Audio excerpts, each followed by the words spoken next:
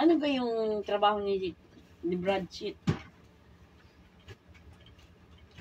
Siya ay Bigyan mo uli ako ng oil ha.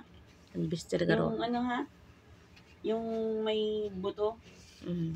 Ay, may buto dyan na magagawa ka. Hello, ay, Looy pa din siya eh. Panegosyo pa na eh. Uli lang na.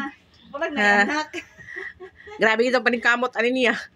Tapos, Mudato siya din siya pag abot ng 55 ano dato na gina siya. milyonarya na na. Baka 65. No, milyonarya na gini uli ani kuya.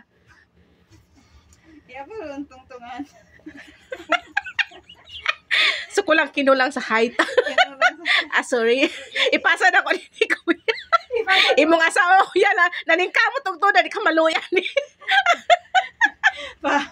Luy kay siya kuya oh, tawa. At kay iyang pamina, iyang gimasa-masa diha. Syupa mo diha. Syupa mo diha.